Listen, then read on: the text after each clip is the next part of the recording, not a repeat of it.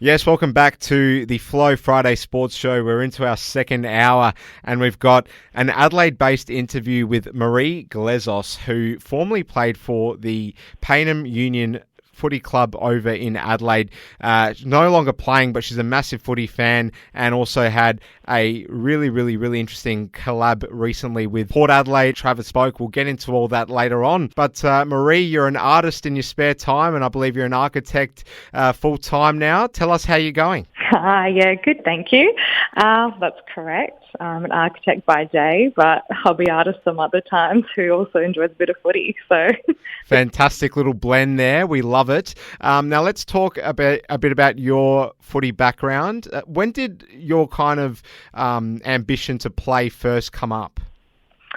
Well, I think, growing up, whole family's always followed football, but it wasn't really an option for us as kids. At the time, obviously, wasn't really concerned. I was playing other sports, a bit of dance as well. But I heard in 2018 that there was a women's team starting at Payneham, and I was definitely interested.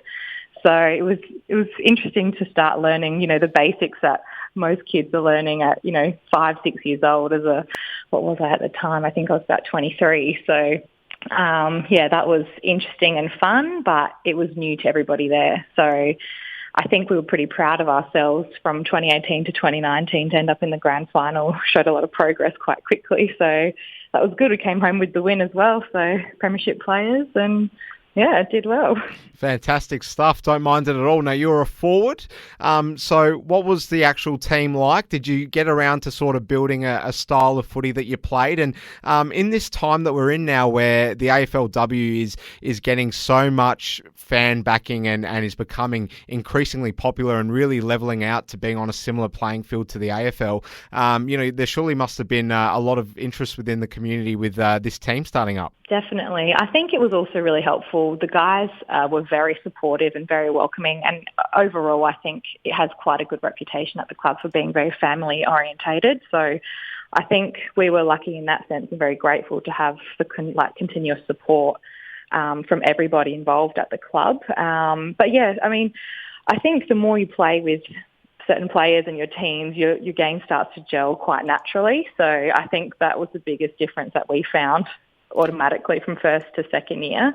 And now, I haven't played in the last year, but, new girls are coming in every season, which is great to see. Pre-season's growing as well. So, just good to see all around at the club. Now, this collaboration with Travis Boak, it's an extraordinary thing to have on your resume, and Port Adelaide certainly got around the promotional side of it too. Take us all the way back and tell us, where the first point of contact came from and just how amazing it was to be involved in this. Yeah, definitely. It was something that I had on my bucket list to produce a piece of artwork for a charity. And I was just lucky enough that Travis at the time was following my art page and liking some of the work that I was producing. So I just reached out to him and said, hey, I'm keen to do a piece for a charity. Do you want to get involved? And he said yes. He's an ambassador for childhood cancer. He has been, I think, for the last, I'm going to say 11 or 12 years. And I said, great, well, whatever we raise for this, we'll just donate 100% of it to them. And he seemed quite hesitant at the start when I said that he had to get on the paintbrushes as well. But he got there after a few sessions. He was very comfortable. So I think he's pretty good at everything he gives a go. So I think sort of had an initial meeting, decided to do a piece on some of the more key Port Adelaide players to get as much attention from the fan base. Obviously, they've got quite a big following. The intention was to just paint this piece and then sell it off at an auction. So it was $10 a ticket, tried to make it as affordable for everybody that might be interested. And I think we were blown away. I believe the night that the tickets were released, we already raised, I think it was like $5,000 that night in ticket sales, people going in the draw to potentially win this piece and have it hanging in their home. So that was super exciting. He was really great to work with. He's really down to earth and a nice guy. So that made the whole process a lot more enjoyable for me as the artist. That that was pretty much it. We were stoked with the results. I think we ended up raising a total of just over $18,000, and the winner was actually an elderly man who's been a fan, I believe, from like the 60s or something like that. So I don't think there was anyone that could have been more deserving to win the piece. Fantastic stuff. Putting aside your Crows cap there for a great cause. And just by the way, folks, you can jump on the Port Adelaide official website and check out the video from that event. It was great to see that happen. Marie, why don't you talk a bit more about your side hustle? Obviously, a very talented artist in the spare time that you have. So firstly, talk to us about that. And secondly, are there any potential future collabs that you could line up here with Port or the Crows maybe next time? I think you're being very kind, but I think the artwork is sort of something that's probably just come out of a bit of that architecture background, architecture school, having to get on, drawing and sketching and a little bit of painting here and there. So it's just something I decided to pick up on the side.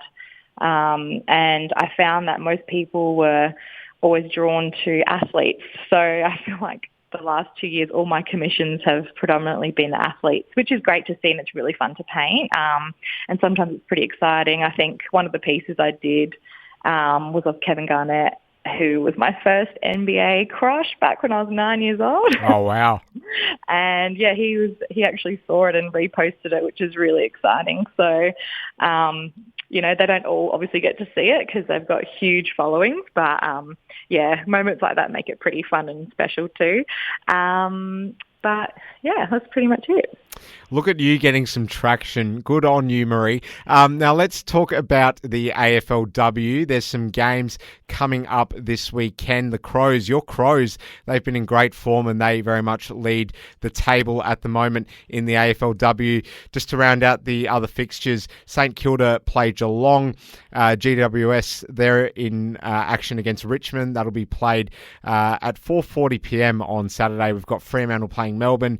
West Coast will entertain the Bulldogs, my West Coast Eagles. Hopefully the ladies can get up there. They've had a very tough season. Brisbane hosting North Melbourne. Carlton in action against Gold Coast. But arguably the game of the round, Marie, concerns your Crows, who host Collingwood at home. Now the Crows, they've been in great form. They're on top of the table. This one being played at Norwood Oval. I think I can safely guess who you're going to go for here. Look, I'd be silly not to go with my girls, the Crows, especially at Nord. So that's home turf, double whammy. So, yeah, I'd be silly not to go for them. Excellent stuff, Marie Glezos. It's been great getting you on. Hope to see you eventually get back out to the Payneham Norwood Union Footy Club. Great to see that that got off the ground, and the initial success there as well is a credit to you, and fantastic work with collaborating with Port Adelaide too for that great charitable cause. We've loved having you here on the Friday Sports Show on Flow FM. You take care of yourself and have a great day. Thank you. You too. Thank you. Coming up next, it's the Flow Man back in the studios talking all things footy.